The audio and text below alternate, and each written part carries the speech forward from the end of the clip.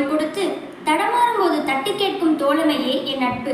தோழமை, நட்பு, சிநேகிதம் என்பதெல்லாம் பால் வேறுபாடு இன்றி இரு மனிதர்களுக்குள் அல்லது பலரோடு சேர்ந்து தோன்றும் ஒரு அற்புதமான உணர்வாகும்.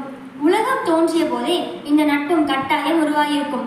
வயது, சாதி, மதம், இனம், மொழி, பேதம் இது எதுவும் இன்றி யாவரையும் இணைக்கும் ஒரு அற்புதமான பாலமே நட்பாகும்.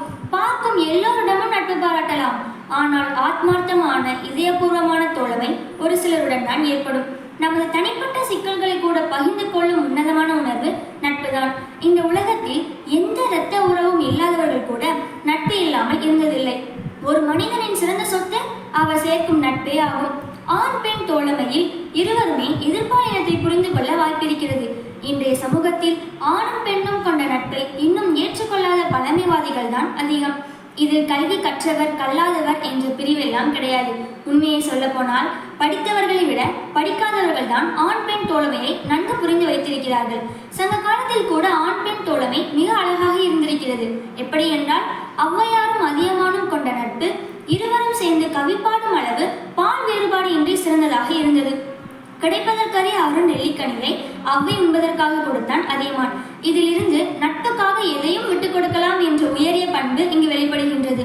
உடுக்க இழந்தவன் கை போல ஆங்கே இடுக்கண் களைவதாம் நட்பு. ஒருவனின் இடுப்பில் இருந்து நழுவும் ஆடையை எப்படி விரைந்து கைகள் பற்றி கொண்டு மானம் காக்கின்றனவோ அதுபோல நண்பன் துன்பத்தில் இருக்கும் போது விரைந்து சென்று அத்துன்பத்தை களைபவரே உண்மையான நண்பன். பெரியவர்களின் நட்பை போல குழந்தைகளின் நட்பையும் நாம் மதிக்க வேண்டும். அது அவருக்கு நேர்மறையான சிந்தனைகள், தன்னம்பிக்கை, வாழ்க்கையை எதிர்கொள்ளும் துணிச்சல்களை நிச்சயம் தரும். நட்புக்காக உயிரையும் கொடுக்கலாம். ஆனால் உயிரை கொடுக்கும் அளவுக்கு நட்பு கிடைப்பதுதான் அரிது. நம் நண்பர்கள் யார் என்று சொன்னால் நம் மீது மதிப்பு வர வேண்டும். தவறு செய்தால் இடித்துரைத்து நல்வழி காட்டும் நண்பனே சிறந்தவர். மனம் விட்டு பேச ஒரு நட்பு கிடைத்தால் அதுவும் தாய்மடிதான். நன்றி, வணக்கம்.